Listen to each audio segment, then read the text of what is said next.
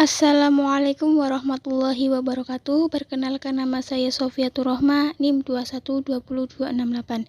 Di sini saya akan menjelaskan tentang 3 kerajaan pada masa peradaban Islam. Nah, yang pertama yaitu Kerajaan Fatimiyah. Daulah ini diberi nama Fatimiyah karena dibangsakan kepada Fatimah, yaitu putri Rasulullah, sebab mereka mengaku masih keturunan Nabi Muhammad melalui Ali dan Fatimah. Dari keturunan Ismail, anak Ja'far al-Sadiq, mereka adalah sekte Syiah Ismailiyah.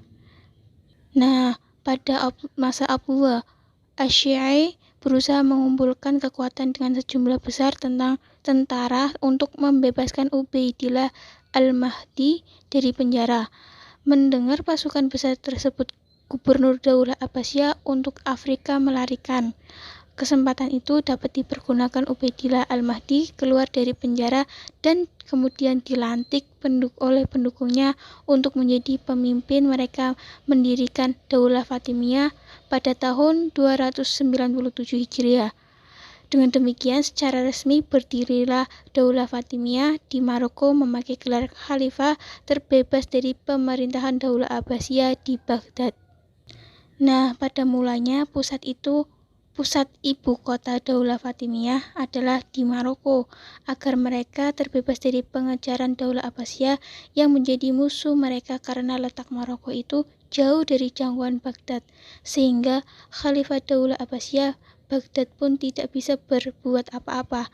Tetapi setelah kuat, mereka kemudian pindah ke Mesir untuk mempermudah pengaruh ke timur dan barat karena letak Mesir berada di antara keduanya. Lebih dari itu, mereka ingin membebaskan kawasan ini dari kekuasaan Daulah Abbasiyah. Masa kejayaan yang pertama itu pada masa pemerintahan Al-Mu'izz Lidinillah.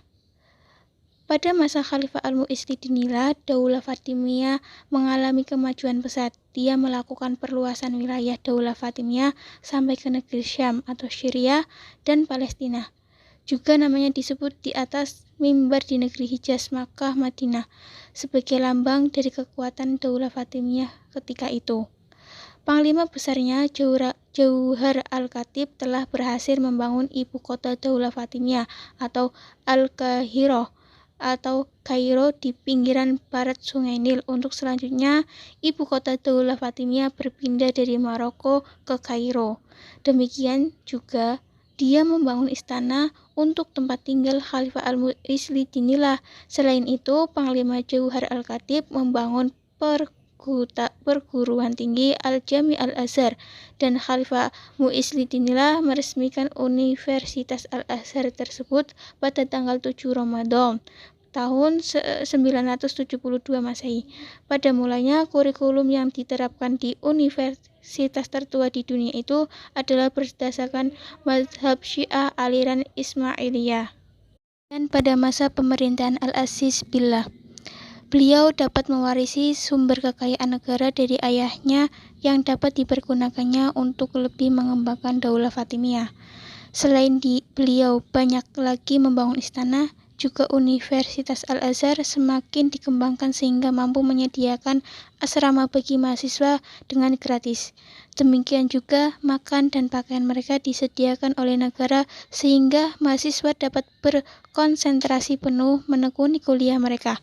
Stabilnya ekonomi negara pada masa Khalifah Al-Aziz Billah memberi peluang baginya untuk memperhatikan perkembangan ilmu pengetahuan. Untuk itu, istana-istana, masjid-masjid, dan perpustakaan-perpustakaan dijadikannya sebagai tempat mengembangkan ilmu pengetahuan dan peradaban Islam. Kemudian pada masa pemerintahan Khalifah Al-Hakim bi Amrillah, beliau membuat kegiatan diskusi semakin dikembangkan dari istana beralih ke perpustakaan karena perpustakaan juga mempunyai peranan penting dalam pengembangan ilmu pengetahuan. Oleh karena itu, pada masa pemerintahan Hakim bi Amrillah, dia sudah membangun perpustakaan Darul Hikmah dan menugaskan kepada para ilmuwan baik di bidang ilmu nakli maupun ilmu akli untuk mengelola perpustakaan tersebut. Kemudian kemajuan di bidang ekonomi, antaranya yaitu pajak. Mesir dikenal sebagai negara yang kaya dari hasil-hasil pertanian karena tanah-tanah di lembah Sungai Nil sangat subur. Maka pajak dari hasil pertanian tersebut turut serta menjadi sumber pemasukan keuangan negara. Kemudian jizya atau al-jawali. Adapun yang dimaksud dengan al-jawali atau jizya adalah pungutan yang diwajibkan kepada orang-orang kafir zimmi yang tinggal di wilayah Islam yang merdeka lagi balik tetapi tidak diwajibkan kepada wanita dan anak-anak kecil. Kemudian al-makus, pajak bea cukai yang diwajibkan bagi industri-industri. Pada masa kemunduran, ketika masa pemerintahan Al-Aziz berakhir, dinasti Fatimiyah langsung mengalami kemunduran pesat. Kala itu, Al-Aziz yang meninggal dunia digantikan oleh putranya, Abi Ali Mansur Al-Hakim, yang masih berusia 11 tahun. Al-Hakim ini membangkitkan kemarahan rakyat Sunni yang merupakan mayoritas penduduk di seluruh wilayah kekuasaan Daulah Fatimiyah. Mereka menuntut dihentikan segala bentuk caci maki yang ditunjukkan kepada 3 khalifah pertama tersebut. Pada akhirnya, konflik Sunni Syiah ini dapat diselesaikan setelah Khalifah Al-Hakim menyuruh menghapus segala celaan terhadap khalifah yang 3 dan akan dihukum setiap orang yang berani mencelah mereka dan bersikap kasar pada mereka baik di jalan-jalan maupun di halayak ramai. Tindakan Al-Hakim ini menimbulkan bibit-bibit kebencian dan kemarahan di kalangan rakyat yang menjadi bom waktu terjadinya perang pada saat yang tepat mereka bertekad hendak menghancurkan Daulah Fatimiyah. Al-Hakim ini melakukan hal yang kejam. Ia membunuh wazir, menghancurkan gereja, merusak kuburan suci umat Kristen, dan menerapkan aturan kontroversial untuk masyarakat non-Islam. Nah, di samping itu juga, runtuhnya dinasti Fatimiyah juga dipicu oleh faktor eksternal, di mana bangsa Normandia, Bani Saljuk, Bani Hilal, dan Bani Sulaim melalui menguasai wilayah Fatimiyah secara perlahan. Kemudian kerajaan Safawiyah. Safawiyah berasal dari sebuah gerakan tarekat yang berdiri di Ardabil, sebuah kota di Azerbaijan atau Iran. Oleh sebab itu, daulah ini dapat dianggap sebagai peletak pertama dasar terbentuknya negara Iran sekarang. Tarekat ini diberi nama Tarekat Safawiyah, didirikan pada waktu yang hampir bersamaan dengan Daulah Turki Utsmani di Asia Kecil. Nama Safawiyah diambil dari nama pendirinya yaitu Safi al-Din. Nama tersebut tetap dipertahankan sampai tarekat ini berubah menjadi gerakan politik, bahkan menjadi nama bagi daulah yang mereka dirikannya, yaitu Daulah Safawiyah. Kemudian masa kejayaan dimulai dari Sultan Ismail I. Sultan Ismail berkuasa lebih kurang selama 23 tahun. Pada 10 tahun pertama kekuasaannya, ia berhasil melakukan ekspansi untuk memperluas kekuasaannya tersebut. Ia dapat membersihkan sisa-sisa kekuatan dari pasukan Aka, Kuyunlu di Hamadan, menguasai provinsi Kaspia di Nazandaran, Gurgan dan Zaj, Diyarbakir, Baghdad dan daerah barat daya Persia, Sirwan dan Khurasan. Dengan demikian, hanya dalam waktu 10 tahun dia telah dapat menguasai seluruh wilayah di Persia. Kemudian pada masa Sultan Syah Abbas I. Sultan Syah Abbas I diangkat menjadi sultan. Ia mengambil langkah-langkah pemulihan kekuasaan Daulah Safawiyah yang sudah memprihatinkan itu. Langkah pertama yaitu ia berusaha menghilangkan dominasi pasukan Qizilbash atau Daulah Safawiyah dengan cara membentuk pasukan baru yang anggota-anggotanya terdiri dari budak-budak berasal dari tawanan perang. Yang telah ada semenjak Sultan Tahmasp, yang kemudian disebutnya dengan pasukan Hulam. Tahap yang kedua yaitu mengadakan perjanjian damai dengan Turki Utsmani. Dengan syarat Abbas I terpaksa menyerahkan wilayah Azerbaijan, Georgia, dan sebagian wilayah Luristan. Selain jaminan itu, Abbas I berjanji tidak akan menghina 3 khalifah pertama dalam Islam, Abu Bakar, Umar bin Khattab, dan Utsman bin Affan. Dalam khutbah-khutbah Jumat, sebagai jaminan dan atau atas syarat-syarat tersebut, ia menyerahkan saudara sepupunya Haidar Mirza sebagai sandera di Istanbul. Kemudian, beliau berprestasi dalam ilmu. Beberapa ilmuwan yang selalu menghadiri diskusi pada majelis Isfahan, mereka itu adalah Baharuddin Syairasi, Sadaruddin Syairasi, dan Muhammad Bakir ibnu Muhammad Damad, filosof, ahli sejarah, teolog, dan seorang yang pernah mengadakan observasi mengenai kehidupan lebah-lebah. Bila dibandingkan dengan dua daulah lainnya, Daulah Turki Utsmani dan Daulah Mughal dalam waktu yang sama, kalau dibandingkan ilmu pengetahuan, Daulah Safawiyah ini jauh lebih unggul. Kemudian juga berprestasi dalam bidang seni. Nampaknya pada gaya arsitektur bangunan-bangunannya juga dapat dilihat pada kerajinan tangan, keramik, karpet, permadani, pakaian, dan tenunan, mode, tembikar, dan medol seni lainnya. Juga sudah dirintis seni lukis. Kemudian masa kemunduran. Sepeninggal Abbas I, Daulah Safawiyah berturut-turut diperintah oleh 6 sultan, yaitu Safi Mirza, Abbas II, Sulaiman, Husain, Tahmasp II, dan Abbas III. Nah, pada masa sultan-sultan tersebut, Daulah Safawiyah mengalami kemunduran yang membawa kepada kehancurannya. Seperti Safi Mirza adalah pemimpin yang lemah dan sangat kejam kepada pembesar-pembesar kerajaan, sehingga pemerintahannya menurun secara drastis. Kota Kandahar, atau sekarang termasuk wilayah Afghanistan, lepas dari kekuasaan Daulah Safawiyah direbut oleh Daulah Mughal yang ketika itu dipimpin oleh Sultan Shah Jahan, tidak dapat dipertahankannya. Nah, faktor berikutnya, karena lemahnya sultan yang diangkat sehingga mereka tidak dapat mempertahankan kekuasaan yang diwariskannya, apalagi memperluas. Sebaliknya, yang terjadi adalah konflik internal memperebutkan kekuasaan di kalangan keluarga istana, juga tidak didukung pasukan tentara yang kuat karena pasukan Hulam yang dibentuk Sultan Abbas I tidak memiliki semangat perang yang tinggi. Selanjutnya yaitu Kerajaan Mughal. Pemerintahan itu diterima Babur, dan pada tahun 1525 Masehi ia memimpin tentaranya menuju Punjab dan berhasil menaklukkan dengan ibu kota Lahore.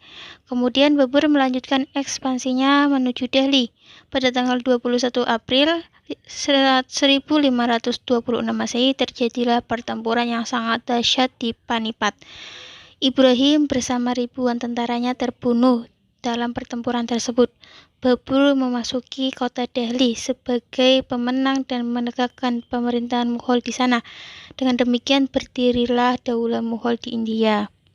Nah, dan kemudian masa kejayaan pada Kerajaan Mughal yang dimulai dari Sultan Akbar I. Sultan Akbar I memegang tampuk kekuasaan Daulah Mughal dalam waktu yang cukup lama. Pada masanya, Daulah Mughal memasuki puncak kejayaan karena semua wilayah yang lepas pada masa Sultan Humayun dapat direbut kembali. Kekuatan pasukan Hemu pada masa Sherhan Shah dapat dikalahkan dalam tentaranya pada pertempuran Panipat. Akbar I yang masih muda itu dibantu oleh Bairan Khan. Ia seorang Syiah yang setia membantu Daulah Mughal sejak dari Sultan Babur dan Humayun. Namun di belakang hari ia terlalu memaksakan faham sekte Syiahnya dalam pemerintahan Akbar I sehingga ia terpaksa diberhentikan dari jabatannya sebagai wakil sultan pada tahun 1561.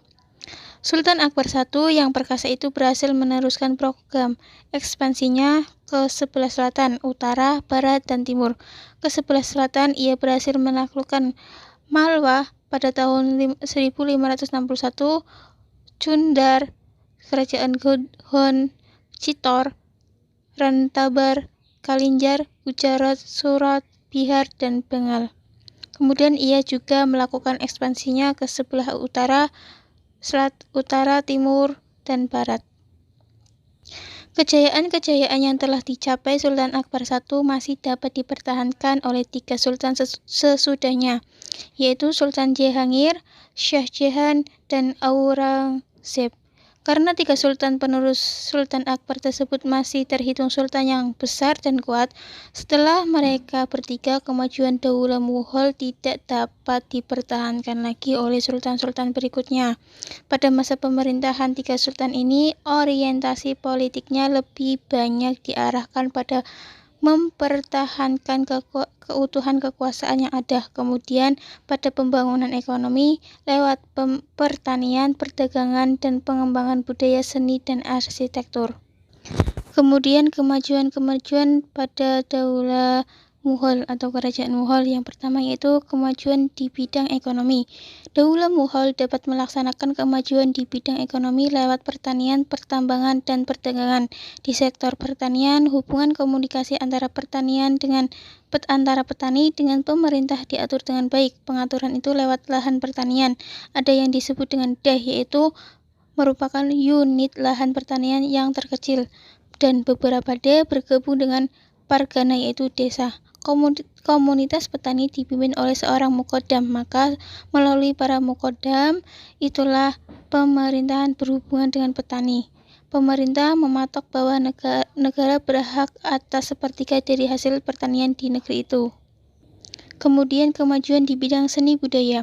Kemajuan di bidang ekonomi berdampak baik bagi kemajuan di bidang seni budaya juga, karena seni yang menonjol adalah karya sastra gubahan para penyair istana, baik yang berbahasa Persia maupun berbahasa India.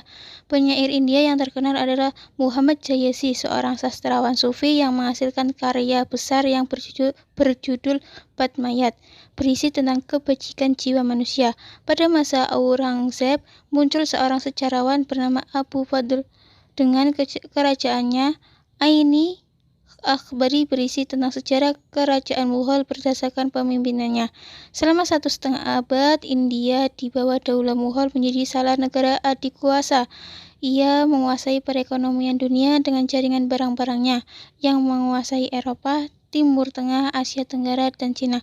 Selain itu, India Mughal juga memiliki pertahanan militer yang tangguh dan kuat yang jarang ada tandingannya. Selanjutnya yaitu kemunduran dinasti Mughal. Bahadur Shah II atau Abu Zafar Sirajuddin Muhammad diusir dari istana oleh Inggris pada tahun 1858. Nah, pengusiran itu sekaligus menjadi tanda hancurnya kerajaan Islam terakhir di India.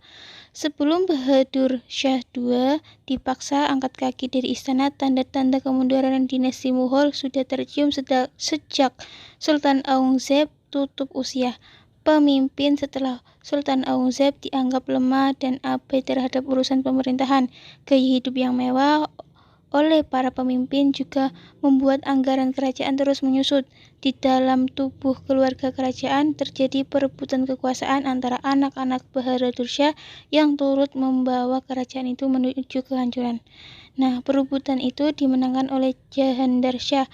Karena ia dianggap lemah, penempatan Jahandar sebagai raja ditentang oleh Muhammad Fakhruqisyar, keponakannya sendiri. Pertempuran memperebutkan kekuasaan terjadi pada tahun 1713. Fakhruqisyar menang. Ia pun menduduki takhta kerajaan hingga nasib hidupnya berakhir tragis, yaitu dibunuh oleh komplotan Syed Hussein Ali dan Syed Hasan Ali di bawah pemerintahan Muhammad Shah. Pada pasukan Ahmad Khan Durrani dari Afghanistan menyerang dinasti Mughal, saat itu kepemimpinan sudah beralih ke Alam Shah. Mughal kalah dalam pertempuran tersebut. Imbas dari kekalahan itu, Mughal menjadi kekuasaan Afghanistan dan Alam Shah hanya diposisikan sebagai sultan untuk memimpin wilayah Delhi. Pengganti Shah Alam, Akbar II melakukan perjanjian dengan Inggris agar mereka menjamin kehidupan raja dan keluarga istana. Ia lalu memberi konsesi kepada perusahaan dagang Inggris atau EEC untuk mengembangkan perdagangan di India.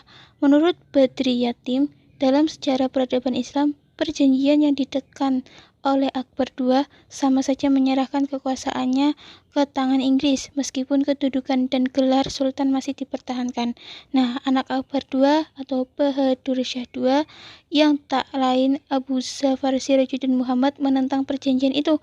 Hal tersebut menyebabkan konflik antara Mughal dengan Inggris. Sementara itu, di luar istana terjadi banyak pemberontakan, utamanya oleh pemeluk Hindu. Mereka tak senang orang Muslim yang sebetulnya minoritas di India menjadi penguasa. Pemberontakan itu justru dimanfaatkan oleh Inggris untuk memecah belah masyarakat India. Puncak kekuasaan Inggris diraih pada tahun 1857 ketika kerajaan Mughal benar-benar jatuh dan raja terakhirnya, Bahadur Shah II, diasingkan ke Burma atau Myanmar pada tahun 1858. Baik, kurang lebihnya mohon maaf. Wassalamualaikum warahmatullahi wabarakatuh.